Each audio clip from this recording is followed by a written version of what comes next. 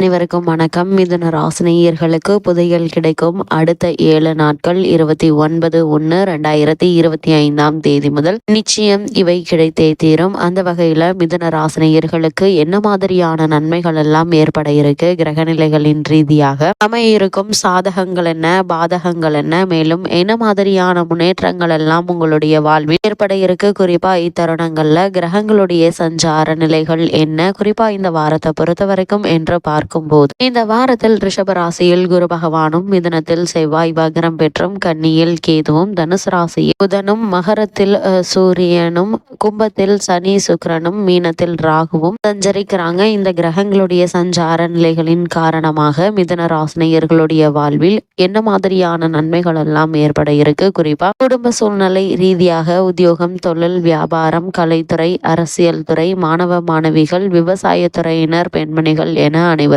என்ன மாதிரியான முன்னேற்றங்கள் எல்லாம் ஏற்பட இருக்கு என்பது குறித்தான முழுமையான பதிவு தான் இந்த வீடியோல நம்ம விரிவா பார்க்க போகிறோம். அந்த வகையில மிதுன ராசியை சேர்ந்த மிருகசிரேஷம் 3ஆம் பாதம் முதல் திருவாதிரை புனர்பூசம் 3ஆம் பாதம் வரை உள்ள நட்சத்திரக்காரர்களுக்கு குடும்ப சூழ்நிலை ரீதியாக என்ன மாதிரியான நன்மைகள் எல்லாம் இந்த வாரத்தில் ஏற்பட இருக்கு என்று பார்க்கும்போது, உங்களுடைய ராசிக்கு 2இல் இருந்த செவ்வாய் வக்ரம் பெற்று ராசியில் இருக்கிறாருங்க. விரயஸ்தானத்தில் குரு வக்ரமாக இருக்கிறார். அது மட்டும் இல்லாமல் உங்களுடைய ராசிக்கு 8ஆம் இடத்தில் மறையும் புதன் உங்களுக்கு எதிர்பாராத நன்மைகளை அளிக்க இருக்கிறாருங்க.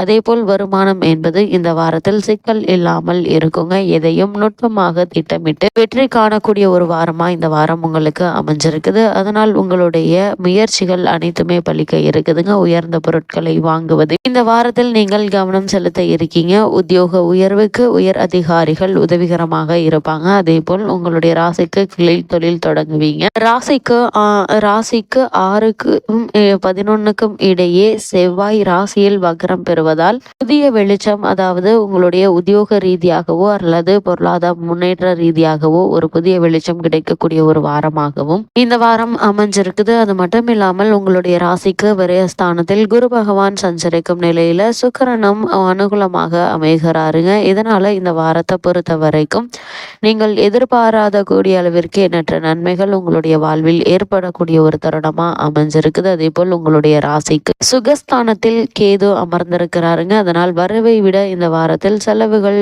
என்பது சற்று அதிகமாக இருக்குங்க. எந்த செலவையும் உங்களால் தவிர்க்க முடியாது. அது மட்டும் இல்லாமல் குடும்ப பிரச்சனைகள் மன அமைதியை பாதிக்குங்க. உங்களுடைய ராசிக்கு சுகஸ்தானத்தில் வலம் வருவின் கேதுவினுடைய நிலையினால் நெருங்கிய உறவினர்களுக்குள் ஒற்றுமை குறையுங்க. கணவன் மனைவியிடையே பரஸ்பர அன்பு பாதிக்கப்படுவதற்கான வாய்ப்புகள் அதிகம் இருக்குது. உங்களுடைய ராசிக்கு அஷ்டம ராசியில் சூரியன் சஞ்சரிப்பதால அதிக உஷ்ணத்தினால் அடிக்கடி சோர்வும் சரும சம்பந்தமான உபாதைகளும் ஏற்படுவதற்கான சாத்தியக்கூறுகள் அதிகம் இருக்குதுங்க. மருத்துவ செலவுகளை உங்களால் தவிர்க்க இயலாது. ஏதாவது ஒரு வகையில் உங்களுக்கு மருத்துவ செலவுகள் என்பது இந்த வாரத்தில் ஏற்படுவதற்கான சாத்தியக்கூறுகள் இருக்குதுங்க.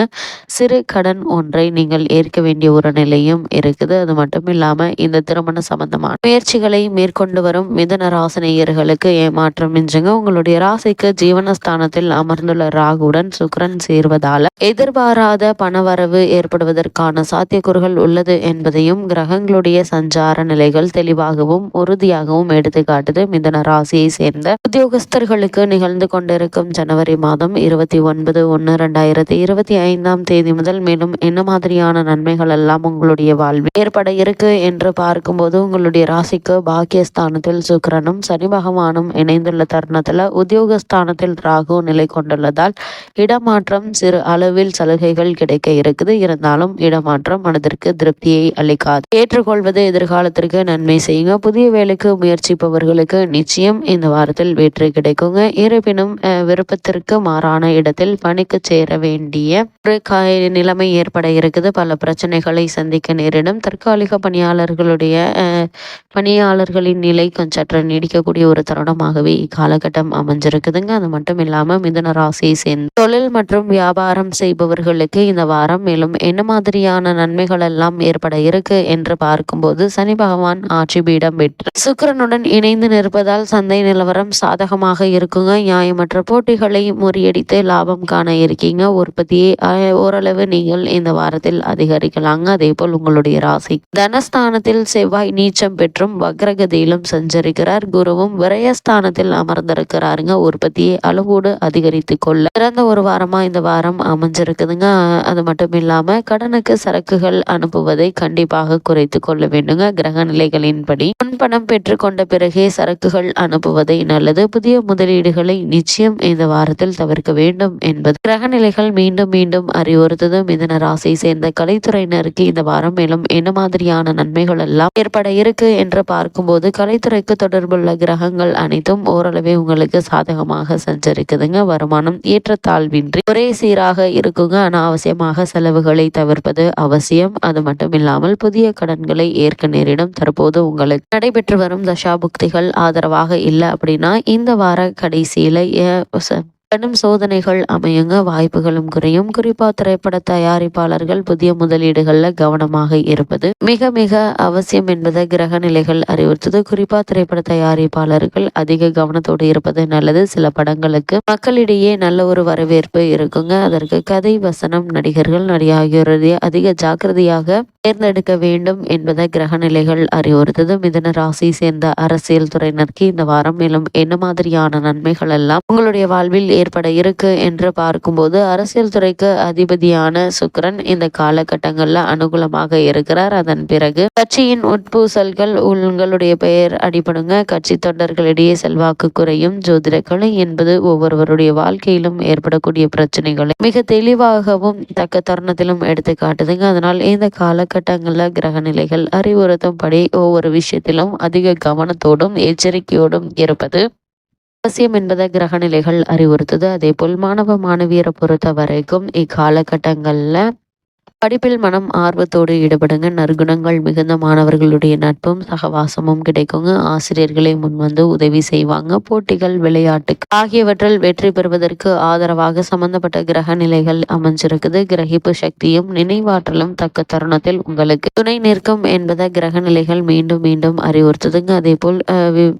விவசாயத்துறையினரை பொறுத்த வரைக்கும் உழைப்புக்கேற்ற விளைச்சல் கிடைக்குங்க. அடிப்படை வசதிகளுக்கு எந்த ஒரு குறையும் இருக்காது. அஷ்டம ராசியில் சூரியன் தனஸ்தானத்தில் வக்ரகதியில் பூமிக்காரர்களுக்கு சஞ்சரிப்பதால அடிக்கடி ஏதாவது ஒரு உபாதைகள் ஏற்பட்டு மருத்துவ செலவுகள் ஏற்படுங்க. கால்நடைகளுடைய பராமரிப்பிலும் செலவுகள் அதிகரிக்கும். அவற்றில் சிலவற்றை விற்றுவிட வேண்டிய ஒரு அவசியம் ஏற்பட இருக்கு. அதனால் கவனமாக இருப்பது நல்லது. மிதுன ராசி சேர்ந்த பெண்மணிகளுக்கு இந்த வாரம் மேலும் என்ன மாதிரியான நன்மைகள் எல்லாம் ஏற்பட இருக்கு என்று பார்க்கும்போது இக்காலகட்டம் முழுவதுமே குரு பகவான் விரயத்தில் சஞ்சரிப்பதால் அவரால் அதிக நன்மைகளை எதிர்பார்க்க இயலாது. குடும்ப பிரச்சனைகளும் மனதை அரிக்குங்க. குழந்தைகளுடைய எதிர்காலம் பற்றிய கவலை சோர்வை ஏற்படுத்துங்க. வேலைக்கு முயற்சித்து வரும் மங்கையருக்கு தடங்கல்கள் ஏற்படக்கூடும். வரனுக்காக காத்திருக்கும் கன்னியருக்கு நல்ல ஒரு வரன் அமையும் என்பதை கிரக நிலைகள் தெளிவுபடுத்துது. மிதுன ராசினியர்களுக்கு கிரக நிலைகளின் ரீதியாக கூறப்படும் பரிகாரம் என்ன என்று பார்க்கும்போது இந்த வாரம் மகாலட்சுமியை வணங்குங்க. எண்ணற்ற நன்மைகள் உங்களுடைய வாழ்வில் ஏற்படும்.